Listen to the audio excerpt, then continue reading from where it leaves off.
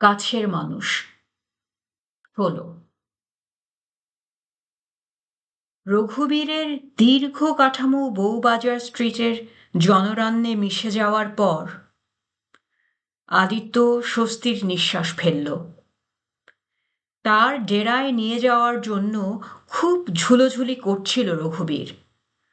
বহু কষ্টে কাটিয়েছে। আগেও বার কয়েক নিয়ে যেতে চেয়েছে, যাব যাব করেও আদিত্যের যাওয়া হয়ে ওঠেনি। বাব্বা, মধুগড় কি কম দূর? শিয়ালদা থেকে ট্রেনে দমদম, সেখান থেকে নাকি আধ ঘন্টার হাঁটা পথ। ভাবলেই গায়ে জ্বর আসে আদিত্যর। আজ রঘুবীর খুব খোশ মেজাজে আছে। এনলিস্টমেন্ট হতে যদিও এখনো অনেক দেরি, তবে চাকা ঘুরতে শুরু করেছে। রঘুবীরের লোক একটি চিঠি জোগাড় করে দিয়েছে, মন্ত্রীর খাস সহকারীর হাত চিঠি। এই চিঠি নিয়ে রঘুবীর যাবে উলবেড়িয়া। সেখানে যেন কার কার সঙ্গে দেখা করে বাকি বন্দোবস্ত সারবে। ইতিমধ্যে আদিত্যরও কিছু কাজ থাকবে কলকাতায়। ট্রেড লাইসেন্স করানো, পার্টনারশিপ ডিডের কাগজপত্র তৈরি, আয়কর বিভাগের সার্টিফিকেট জোগাড় করা, এই সব। এতগুলো ধাপ বাকি, তবু চিঠি একটা হাতে পেয়েই রঘুবীরের কি উচ্ছ্বাস! পারলে এখনই রাস্তায় রোড রোলার নামিয়ে দেয়। আদিত্যও খুশি, তবে রঘুবীরের সঙ্গে মাতামাতি করার মতো মন মেজাজ নেই আজ। একে ছেলেটা চলে গেল, তার ওপর আসার পথে কন্দর্পের ওই সব মতলবী কথাবার্তা। না, মনটাই খিঁচড়ে গেছে বড়। আজকাল মাঝে মাঝে এরকম হচ্ছে আদিত্যর। কোনো কারণে মনটা একটু খারাপ হতে শুরু করলেই ক্রমশ এক অবসাদে ছেয়ে যেতে থাকে শরীর। কিছুই আর ভালো লাগে না তখন, খুশির খবরও না।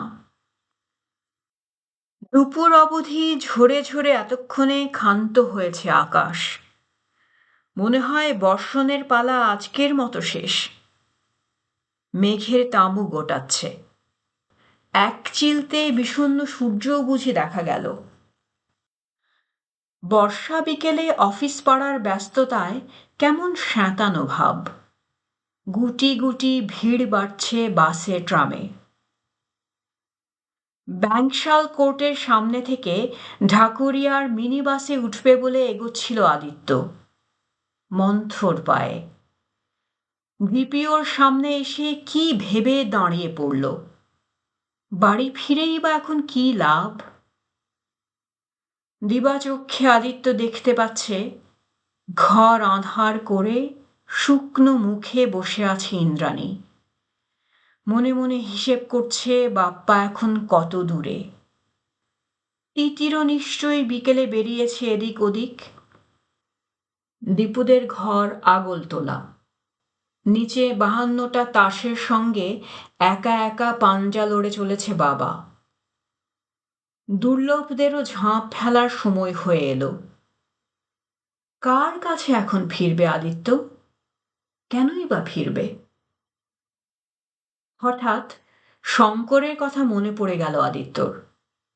হাসপাতালে তাকে দেখতে জয়শ্রীর সঙ্গে শঙ্কর এসেছিল একদিন, তারপর অনেক কাল আর দেখা সাক্ষাৎ নেই। শঙ্কর শ্বশুরবাড়ি বড় একটা আসে না। আদিত্যই বরং অবরে সবরে যায় বোন ভগ্নিপতির বাড়ি। বোনের থেকেও ভগ্নিপতির সঙ্গে তার হৃদ্যতা বেশি।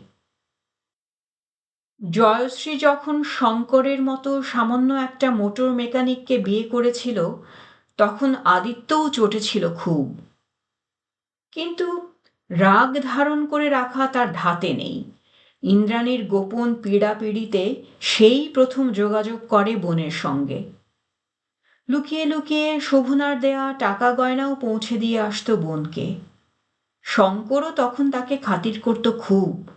আসুন দাদা বসুন দাদা করে তোয়াজ করত। এখনো যে করে না তা নয়, তবে শঙ্করের এখন ভোল পাল্টে গেছে। বরাবরই সে করিতকর্মা ছেলে। মোটর গ্যারেজে কাজ করতে করতেই এক বড় অফিসারকে জপিয়ে ঢুকে পড়ল তেল কোম্পানিতে। প্রথমে পিয়ন হয়ে চাকরির শুরু, তারপর বছর তিনেকের মধ্যে নাইট কোর্সে পড়ে ফিটারের সার্টিফিকেট জোগাড় করে ফেলল। আর তাকে পায় কে? তেল কোম্পানির পেট্রোল পাম্পে ঘুরে ঘুরে মেশিনপত্র সারাইয়ের কাজ তার। পাম্প মালিকদের দৌলতে তার হাতে এখন প্রচুর কাঁচা টাকা। কেষ্টপুরে একটা বাড়ি বানিয়ে ফেলেছে। জয়শ্রী মাঝে মাঝে এসে ইন্দ্রাণী রুনাকে নিত্য নতুন শাড়ি গয়না দেখিয়ে যায়। গত বছর শঙ্কর সেকেন্ড হ্যান্ড গাড়িও কিনেছে একটা, ভাড়া খাটায়। শঙ্করের অফিস কাছেই, কিন্তু বাইরে ঘুরে কাজ তার। তাকে কি এখন অফিসে পাওয়া যাবে? গিয়ে একবার দেখলে হয়। না, আদিত্যর কপাল ভালো, শঙ্কর আছে অফিসে। ভীষণ ব্যস্তভাবে তোড়জোড় করছে বেরোনোর। আদিত্যকে দেখেই বলে উঠল, আরে দাদা আপনি? চলুন চলুন, রোদ উঠে গেছে। আদিত্য অবাক হলো। রোদ? কোথায়? এই তো বৃষ্টি থামল। বৃষ্টি থামা মানেই রোদ ওঠা। সকাল থেকে যা ঢাল ছিল আজ, ভাবলাম বুঝি বানচালই হয়ে গেল। কি বানচাল? ম্যাচ। ঝান্টুর আজ প্রথম বড় টিমের সঙ্গে খেলা, ইস্টবেঙ্গল। শঙ্কর প্রায় টেনে বাইরে নিয়ে এলো আদিত্যকে। উঠছে উত্তেজনায়। 4টে বেজে গেল, 4:15 কিক অফ। পা চালান তাড়াতাড়ি। শঙ্করের সঙ্গে তাল রাখতে প্রায় ছুটতে হচ্ছে আদিত্যকে। হাঁপাতে হাঁপাতে প্রশ্ন ছুঁড়ল, ঝান্টু এবার ফার্স্ট ডিভিশনে খেলছে নাকি? কেন, আপনার বোন ও বাড়িতে বলেনি? শুনিনি তো। খিদিরপুরে খেলছে। মোরগের মতো ঘাড় উঁচু করে ঝুঁটি ফোলালো শঙ্কর। ছেলেটাকে খুব গালমন্দ করতাম। পড়াশুনো নেই, সারাক্ষণ খালি ফুটবল আর ফুটবল। ছেলে বাপের মুখে ঝামা ঘষে এলেম দেখিয়ে দিয়েছে। গত হপ্তাতেও নাম উঠেছিল কাগজে। জুনিয়র বেঙ্গলের ট্রায়ালে আছে। আদিত্য বেশ লজ্জা পেল। একমাত্র ভাগ্নের সম্পর্কে এত খবর সে সত্যিই জানে না। শুধু জানে ঝান্টু একটু মাথা মোটা, 3টে টিউটরের কাছে পড়েও হায়ার সেকেন্ডারিতে ফেল মেরেছে। হাউ হাউ করে কথা বলে, যেখানে সেখানে উল্টো পাল্টা মন্তব্য করে বসে। বাপ্পা তিতিরের কাছে ঝান্টু রীতিমতো হাসির খোরাক। আদিত্য কুণ্ঠার সঙ্গে বলল, দেখো কাণ্ড, ঝান্টুটা এত সব করে বসে আছে আমি জানিই না।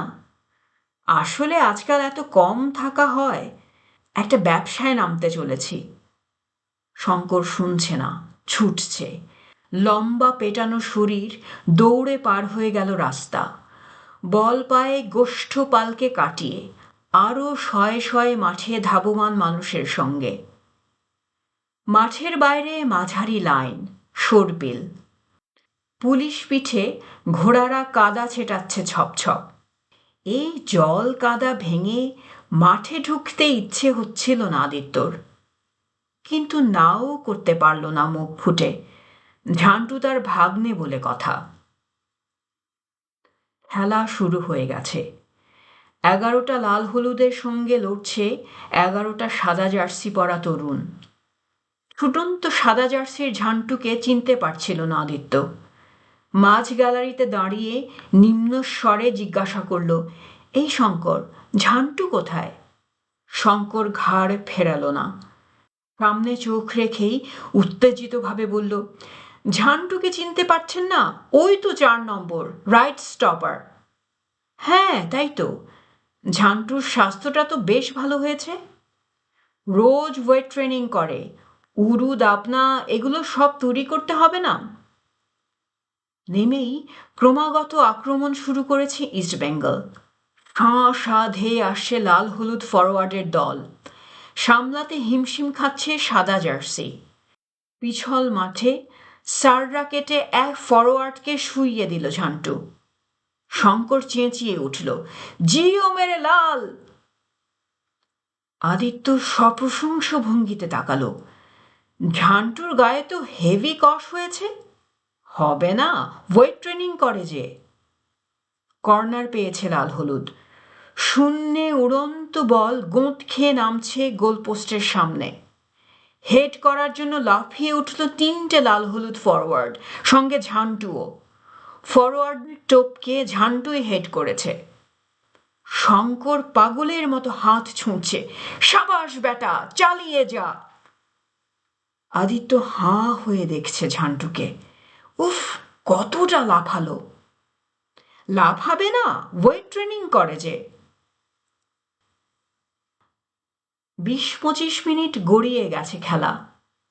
গোল হয়নি এখনো। গ্যালারি ভর্তি ইস্টবেঙ্গলের সমর্থক অধৈর্য হয়ে উঠেছে ক্রমশ। শঙ্করের উচ্ছ্বাস দেখে ২-৪ জন কটমট তাকাচ্ছে এদিকে। তখনই প্রথম গোলটা হলো। ঝান্টুকে ইনসাইড ডজে টলিয়ে দিয়ে ক্ষিপ্র গতিতে ধেয়ে গেছে লাল হলুদ ফরওয়ার্ড। গোলকিপারের মাথার ওপর দিয়ে জালে ঠেলে দিয়েছে বল। ৫ মিনিট পর আবার গোল, এবারও ঝান্টুকে কাটিয়ে। গোটা গ্যালারি জুড়ে উল্লাসের হিল্লোল বয়ে যাচ্ছে। আদিত্য ফিসফিস করে বলল, ইস, ঝান্টুটা ঠিক সামাল দিতে পারছে না। বুদ্ধিটা এখনো ঠিক তেমন পাকেনি তো। পাকবে কি করে, সারাক্ষণ ওয়েট ট্রেনিং করে যে। শঙ্কর ম্রিয়মান। হাফ টাইম অবধি আর গোল হলো না। শালা ভগ্নিপতি বেজার মুখে ঝাল মুড়ি চিবোচ্ছে। হঠাৎ শঙ্কর বলল, কি একটা বিজনেসের কথা বলছিলেন যেন? হ্যাঁ, রোড কন্ট্রাক্টরি ব্যবসা। আপনি করবেন রোড কন্ট্রাক্টরি? কে ঢোকালো মাথায়? কে আবার ঢোকাবে? ঝপ করে রঘুবীরের নামটা করতে ইচ্ছে হলো না আদিত্যর। বলল, আমারই কয়েকজন চেনা জানা ছিল, তাদের থ্রু দিয়ে একটা কাজ বের করার চেষ্টা করছি। আমার কাছে কেন লুকোচ্ছেন দাদা? শঙ্কর চোখ টিপল। এ নিশ্চয় আপনার সেই রঘু ডাকাতের প্ল্যান। নির্ঘাত জয়ী গিয়ে লাগিয়েছে। আদিত্য বোনের ওপর মনে মনে একটু চটে গেল। শঙ্কর ফের বলল, লোকটা আজ পর্যন্ত আপনার কাছ থেকে কত টাকা খিঁচেছে? কিছু নেয়নি তো। হতেই পারে না। আদিত্য হেসে ফেলল। মায়েরই বলছি, আজ পর্যন্ত কিছু নেয়নি।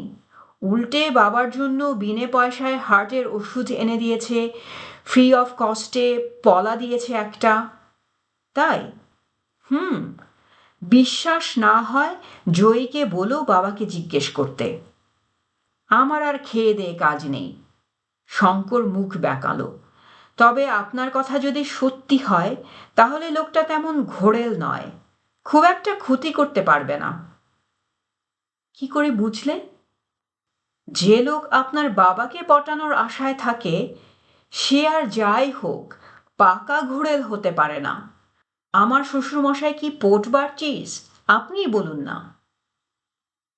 রঘুবীরের সঙ্গে বাবার সাম্প্রতিক সম্পর্কটা চেপে গেল আদিত্য। জয়মোহনের ওপর শঙ্করের প্রচণ্ড রাগ আছে, আদিত্য জানে।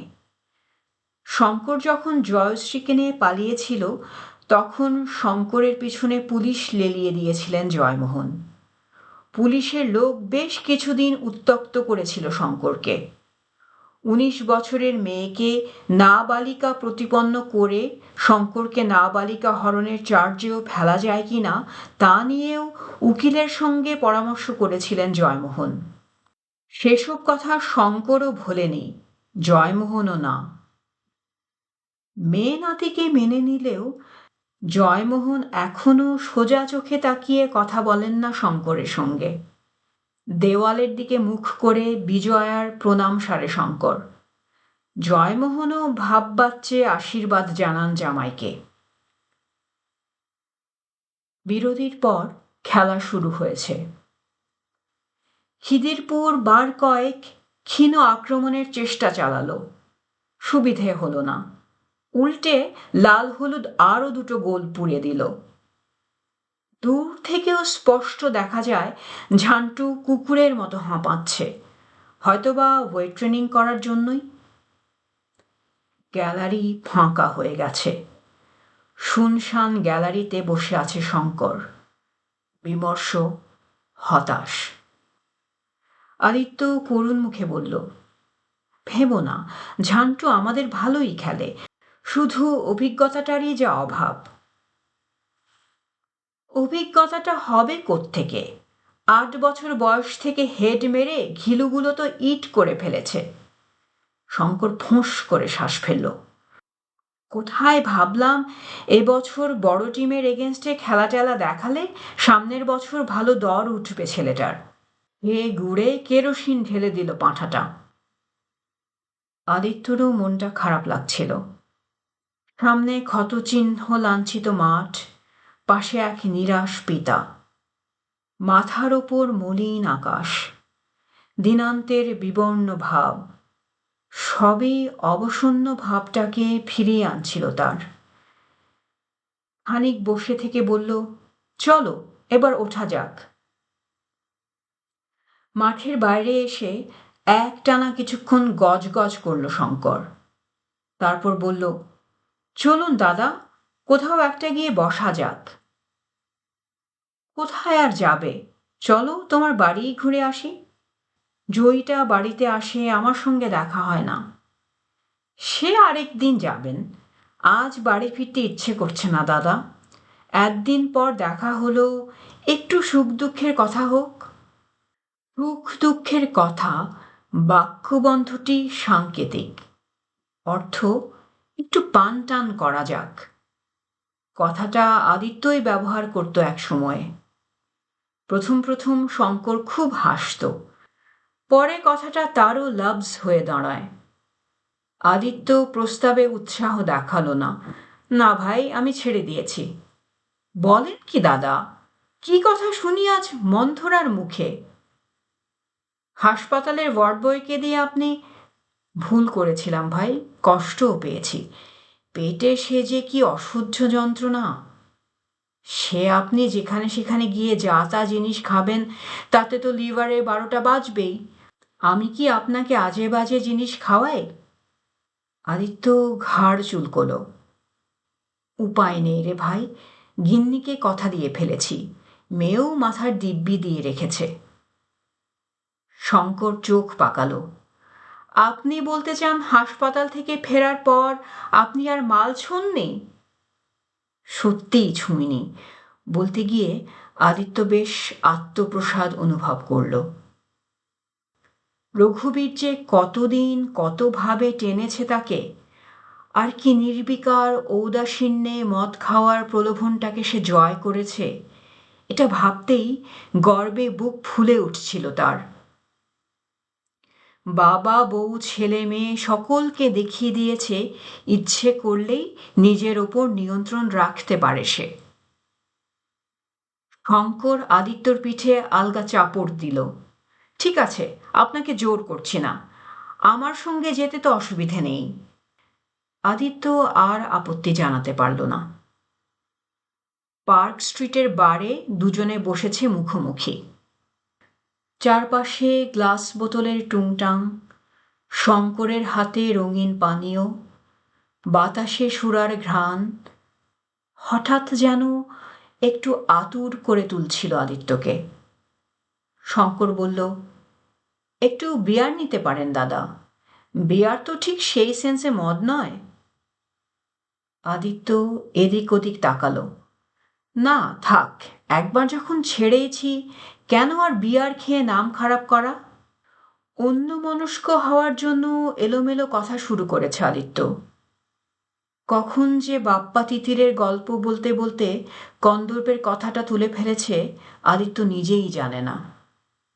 শোনার সঙ্গে সঙ্গে শিথিল শঙ্কর পলকে টান টান খুঁচিয়ে খুঁচিয়ে 5 মিনিটে আদিত্যর পেট থেকে বার করে নিল সব কথা।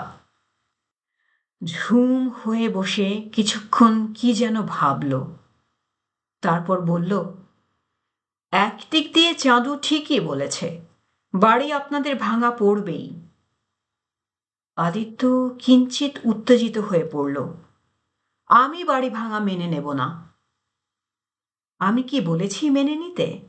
আপনি বরং এমন একটা কিছু করুন যাতে সাপও মরে, লাঠিটাও আস্ত থাকে। কিরকম? একটা জুৎসই পার্টি দেখে জমি বাড়ি সব শুদ্ধ বেচে দিন, তার থেকে আপনার ভাগটা আপনি নিয়ে নিন। যাহ, তা কি করে হয়? বাবা বেঁচে থাকতে সবটাই তো বাবার। আমি ভাগ পাবো কেন? তাছাড়া বাড়ি ভাঙা বেচা কোনোটাই যে আমি চাই না ভাই। তাহলে আর কি, বসে বসে বুড়ো আঙুল চুষুন। চাঁদু দীপু সবাই ওস্তাদ, প্রত্যেকে যে যারটি বুঝে নেবে। আপনাদের ওই বুড়ো কর্তা বেঁচে থাকতে থাকতেই। বুঝলেন, এই যে চাঁদু আজ দেখলেও আপনি রাজি হননি, ও এখন কি করবে জানেন? কালই দীপুর সঙ্গে প্যাক্ট করবে। দুজনে প্ল্যান করে বাড়ি ঠিক ভাঙবেই, বাবাকেও ঠিক কবজা করে নেবে। মাঝখান থেকে আপনার আর মুখ থাকবে না। আদিত্য চিন্তায় পড়ল। তাহলে আমার কি করা উচিত? গোটা ব্যাপারটাকে নিজের কন্ট্রোলে নিয়ে আসা উচিত। বলেন তো, আপনার বোনকে বলে দিচ্ছি, সে আপনার দলে থাকবে। জয়শ্রীরও যে বাবার বাড়িতে একটা ভাগ আছে, কথাটা আদিত্যর মাথাতেই ছিল না। 1 সেকেন্ড ভেবে নিয়ে বলল, তাও তো বটে, জয়ীরও তো ও বাড়িতে একটা শেয়ার আছে।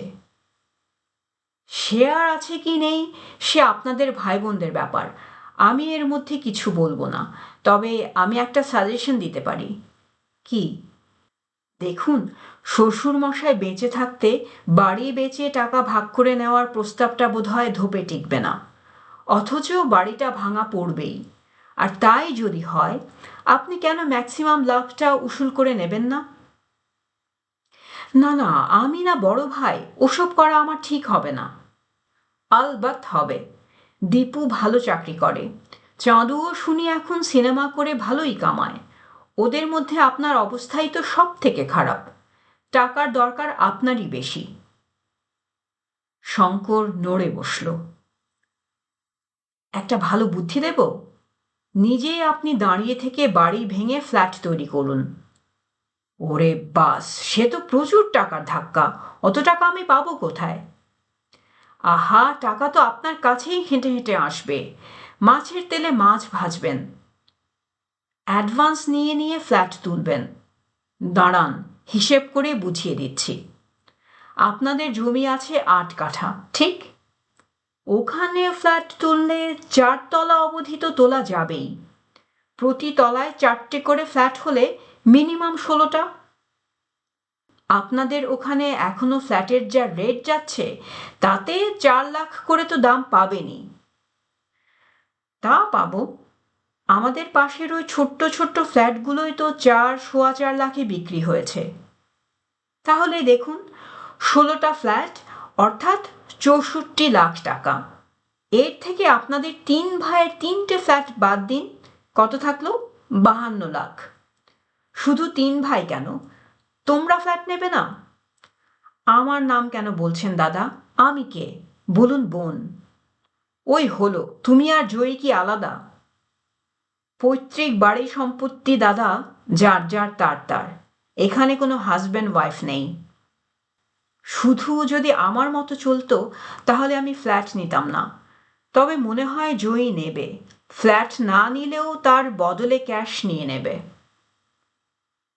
বাপের জিনিস তো নেওয়াই উচিত।